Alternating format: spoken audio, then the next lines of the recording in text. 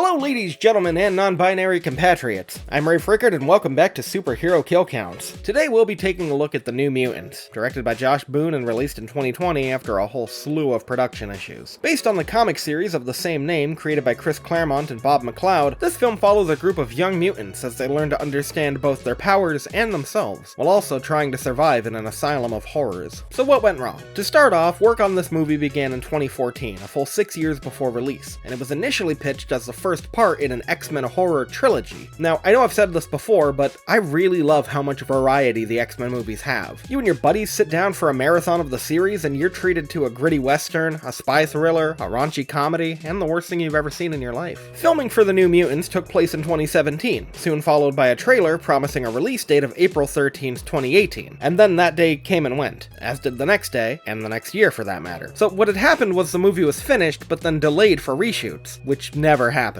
You see, the production company, Fox, was too busy being bought out by Disney at the time to focus on their upcoming releases, and once that merger was completed, the world was hit by a catastrophic global pandemic, which of course didn't bode well for theatrically released films. So after a few marketing missteps put pressure on Disney for a release date, The New Mutants hit the big screen in August of 2020, historically the best time for movie premieres, and it was of course an expected box office bomb. You see, in box office terms, to break even, a studio has to earn back about twice the original budget of the film to account for marketing and whatnot. This movie didn't even earn back its original budget. And not only was it a commercial failure, but people did not like this movie. Film critics and fans of the original comics alike both ripped into this thing, like Wolverine escaping Stryker's base. I first saw The New Mutants in 2020, not in theaters of course, and I went into it with very low expectations. I had been hearing nothing but negative reviews, and remember, I'd been burned once before. Critics called it generic, slow, and unfinished, and while that may be true, I fucking loved this movie. I found it endearing as hell. Sure, it's clunky and cheesy, but I thought it had a certain charm to it. And the first time I saw it, I could not understand why people were so viscerally opposed to this film. I mean, a found family of outcasts bonding over shared trauma? Lesbian werewolf? What's not to like? Watching it nearly 3 years later for this video, I was thinking, maybe I only liked this movie because I went into it with negative expectations. I mean, surely that heightened my enjoyment with the film not being as bad as I thought it would be. But no, after all this time, I can safely say that I was not wearing a rose-tinted power visor. I just straight up like this movie. So if you came into this kill count expecting me to rip it to shreds, sorry, but you got another thing coming. With Disney buying the rights to the X-Men and therefore negating any sequel plans this movie once had, how many kills were there in the movie that ostensibly killed the franchise? Let's find out. The movie kicks off in classic X-Men fashion, with some narration by Danielle Moonstar, played by Blue Hunt in her feature film debut. Right off the bat, this movie kicks its ethnic authenticity to the curb, because she tells us how Native Americans have a tale of two bears living inside you,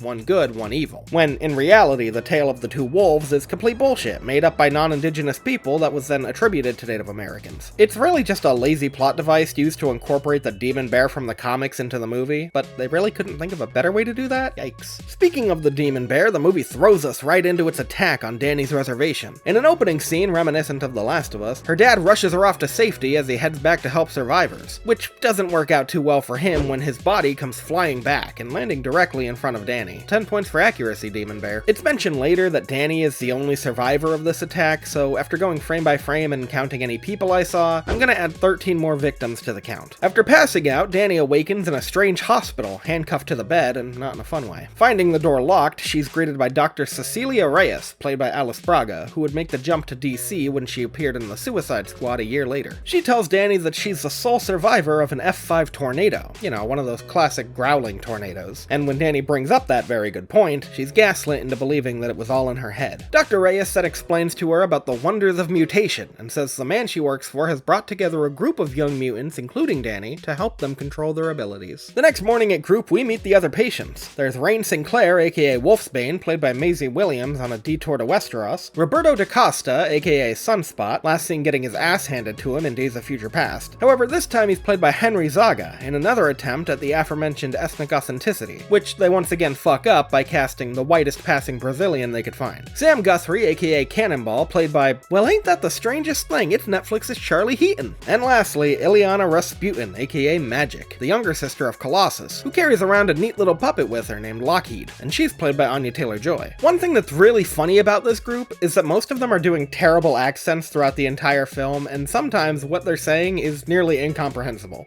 Do I really have to spend my whole life in here for one mistake? Once you're better. When am I better? What is going on with you? What are you talking about? You sound insane. After some probing, Rain shares the traumatic story of how her mutation manifested itself, and how she was beaten half to death by her local reverend because of it. Wow, Marvel really likes giving their characters religious trauma, don't they? And with group cut short due to a lack of participation, Reyes orders Ileana to show Danny around the grounds. Fun fact, this movie's primary filming location was Medfield State Hospital in Massachusetts, which was also used as the backdrop of Shutter Island. Two films of varying quality, but two films I adore nonetheless. I have to say, it's really hard to like Illy in this movie because she's just such an asshole to Danny for no reason. Like, yeah, sure, they wanted the teen movie mean girl type, but maybe having her be actively racist toward Danny is a bit much. What kind of Indian are you? This isn't the hospital, Pocahontas. Hey, Standing Rock. You want a buffalo wing? You people love buffalo, don't you? Hey, this might be a hot take, but can we dial it back on the racism, please? Danny discovers the hard way that the hospital is surrounded by a force field, which means, much like the Hotel California, you can check out anytime you like. But you can never leave. Frustrated and racked with survivor's guilt, Danny climbs the clock tower and is about to jump to her death, when, like a parade, her suicide is postponed because of a little rain. Rain shows Danny the first act of genuine kindness she's seen since she's been here, and convinces her to give life another chance. Let's live a little longer, Danny Moonstar. Oh my god, these two are so cute I'm gonna kill myself. Oh wait. On their way back to the dorms, Rain gives Danny a rundown on the rest of the crew. Namely, Roberto's rich, Sam is poor, and we both know how Ileana is. And speaking of Sam, they get a front row seat to his attempt at harnessing his powers. He's a bit shaky at it, which is why he's always seen with some sort of injury, be it broken bones or black eyes. During the night, Dr. Reyes gets up to some Reginald Hargreaves shit by monitoring the kids while they sleep, and measuring psionic waves or whatever, which really spike up in Danny's case when she has a nightmare about her dad. As the rest of the gang sleep, Sam and Roberto finish up their chores and shoot the shit. I will say there's a real glimmer of something special between these two, like they work really well together. I feel like they could have had a really well-developed friendship in another life. Oh wait, they did, in the comics. Roberto decides to hit the hay, which leaves Sam alone with this spooky washing machine that's causing a ruckus, so our country bumpkin decides to check it out. He ends up getting seemingly transported into an old mine shaft, where all these creepy miners just stare at him. It's a genuinely eerie sight, and kinda reminds me of My Bloody Valentine. The miner in the back just going to town on that wall turns out to be Sam's dad. He asks Sam, What did you do? and it's just generally being super vague with him. What isn't vague is that one of the miners tries attacking Sam with his pickaxe and gets him sent back to the hub world. Sorry buddy, you can't kill him in creative mode. Side note, this therapy session with Dr. Reyes, where she just repeats the word control while they sit there breathing, gives off the same exact vibe as SpongeBob pretending to be a plant. Control. Photosynthesis. Photosynthesis. I'm beginning to question this woman's credentials. In the rec room, the guys play foosball, while Rain very intently watches Buffy the Vampire Slayer.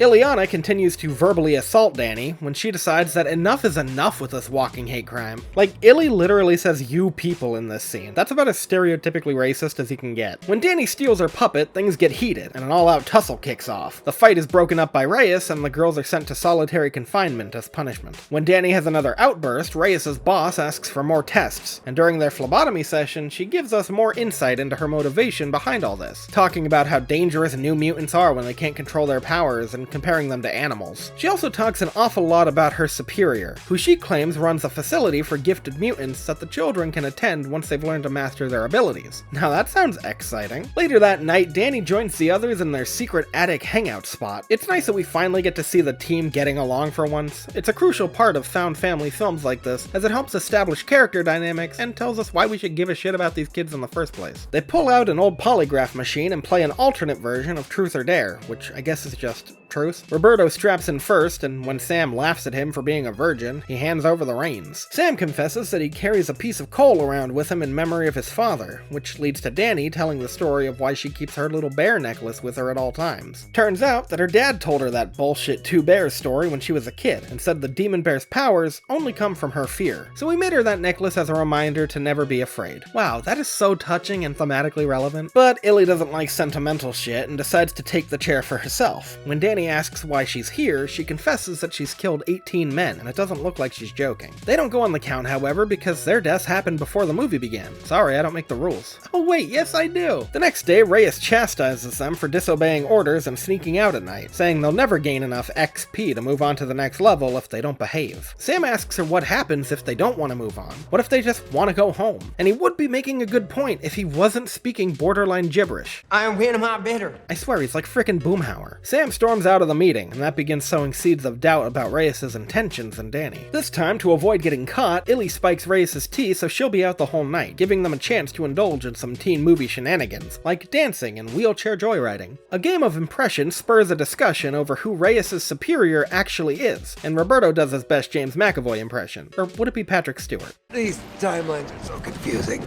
As things settle down, Sam confides in Roberto that he was sent there because he caused an accident in the mines that ended up killing his dad and most of his crew. But when he prompts Roberto with the same question, he rolls off on him. Meanwhile, Rain shows Danny a secret passage out of the hospital, where they lay in the cemetery and watch the stars. Or the force field surrounding them, but I think that counts. They chat for a bit and the two mutants end up sharing their first kiss. For real, this whole scene feels like it was ripped straight out of fanfiction, but in a good way. Your eyes. Oh, I'm sorry. Don't. They're beautiful. Oh, I love it, I love it, I love it! You don't see many LGBTQ+ romances in mainline superhero movies, so kudos to the X-Men for breaking new ground. Say what you want about this movie, but this franchise stayed innovative right to the end. On a less positive note, Roberto gets drawn to the pool room after following the siren song of Ileana. The two of them play a scary/sexy game of Marco Polo, and things get a little heated, literally. He finally confesses that he was sent there after he accidentally burned his girlfriend to death, when their relationship started getting hot and heavy, so to speak. Kinda like what happened to Rogue's boyfriend in the first movie, except flame-broiled. Illy assures him that everything will be okay, and she swims off for round 2. But uh-oh, these super secret security cameras show Ileana in her dorm room. So unless she's doing that classic sitcom 2-date scenario, Roberto's dealing with something not natural. He's chased out of the pool by the smoldering corpse of his ex-girlfriend, and when the fire alarm starts wailing, it wakes up Reyes. She and the other kids book it down the hall to find Roberto in full flame-on mode. The doctor cools off our local hothead by pushing him back into the water. It's a shame we never got any other scenes in the pool room. It would have been a great opportunity to have Sam yell, "Cannonball!" This appears to be the tipping point for some of the students, because when Reyes refuses to acknowledge these strange occurrences, her power over her patients begins to dissipate. After some choice words with Ileana, she throws her in solitary and puts the whole hospital on lockdown. During one of their sessions, Danny has another episode and begins piecing together Reyes' true intentions through glimpses of the Alkali Transigen facility, implying her superior might be a bit more sinister than previously assumed, while also tying this film directly into Logan. Bold choice, but I like the world building. The supernatural escapades seem to be growing stronger now, as both Rain and Illy are forced to revisit their past traumas. Rain with the Reverend who branded her for being a witch, and Illy with the manifestation of the men who tortured and abused her as a child, known only as the Smiling Men. Yeah, this movie got real dark real fast. Not so fun fact, but apparently the Smiling Men were voiced by Marilyn Manson, so do with that information what you will. When Ileana figures out that it's Danny causing these nightmarish occurrences, she tries choking her out before Danny unintentionally uses her trauma against her and Reyes knocks her out cold, and that makes her Anya Taylor sad. The girls quickly make amends when Danny returns Lockheed, and Reyes gets an order to terminate her latest subject, confirming once and for all that she is working for the Essex Corporation. I really do wonder what they would have done if they were allowed to make the follow-up sequels they were planning. Clearly they wanted to build up a Thanos-like villain of their own, and there were talks of John Hamm playing Mr. Sinister, which would have been cool, but alas, the world may never know. Danny confides in Rain about what she saw, and decides to follow through with her treatments if only to gather more information to use against Reyes. They share one more kiss for good luck as we head into the final battle. Let's live a bit longer, Rain Sinclair.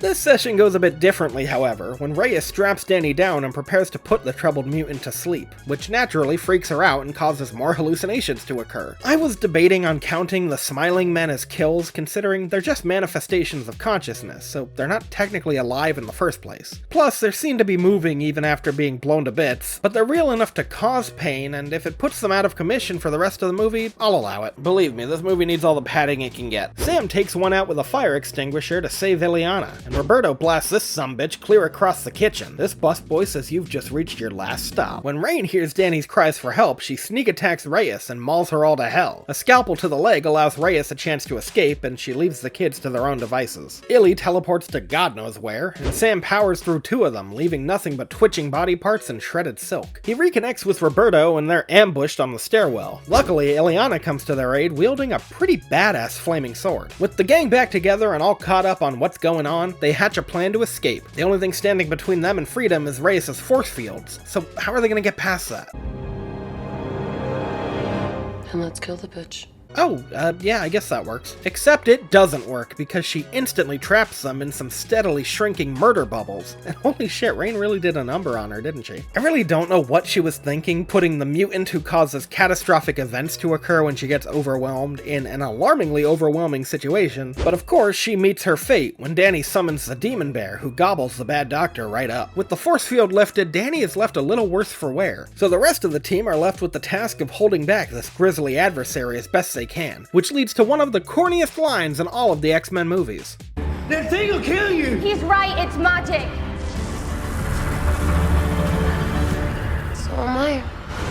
Seriously, that is Toad struck by lightning, I'm the Juggernaut levels of cheese, and I'm all for it. While Rain ushers Danny to safety, Magic dons her battle armor, and with little Lockheed by her side, takes on the demon bear Mano a Mano. Mano a Pata? Cannonball and Sunspot come to her aid, but the beast grows tired of playing with them because it's only after one mutant. All it takes is the spirit of Danny's father giving her a rousing speech of heroism to bring her to her senses. That and the power of true love might have helped. Gay love can pierce through the veil of death and save the day. With Danny finally in control of her fear, she vanquishes the demon bear once and for all, and light is returned through the darkness. As a new day dawns, Danny takes us out with one last X-Men narration, and the New Mutants walk off together, ready to take on any other supernaturally enhanced wildlife that comes their way. This ending gets me, man. I just miss these guys so much. I guess I could always read the comics. Hey wait, these are good! I counted 22 kills in the New Mutants, and that's with some serious padding. This is the least amount of kills in an X-Men movie since the first one 20 years ago, and ironically, it's the only horror movie in the franchise, which you would expect to feature a bit more bloodshed. The Platinum Battering for coolest kill goes to Dr. Reyes, because it's the only one we actually see happen on screen. The Rusty Shield for lamest kill goes to the Smiling Men, because I still feel a bit iffy about adding them, but hey, numbers are numbers. The New Mutants was plopped into theaters during a worldwide pandemic, and received little to no marketing beforehand, so of course it did horrendously at the box office. Not that Disney cared, of course, they were still swimming in the profits of Avengers Endgame at that point. As much as people outwardly dislike this movie, I'll never be in that group. It's a messy but enjoyable flick that I can throw on when I want to feel like I'm breaking the mold. And it's one of like 5 superhero movies with LGBTQ+ characters, so cut me some slack, okay? I'll take what I can get. And with that, we have officially finished every X-Men movie. Until Deadpool 3 comes out, I have to do this all over again. I cannot tell you what a great time I had revisiting these films. Yes, even the bad ones. Because for as inconsistent as this franchise is quality-wise, it'll always hold a special place in my heart. Thank you guys so much for watching. Tune in next time to see which of your favorite heroes and villains will be featured on Superhero Kill Counts. See you then, super friends.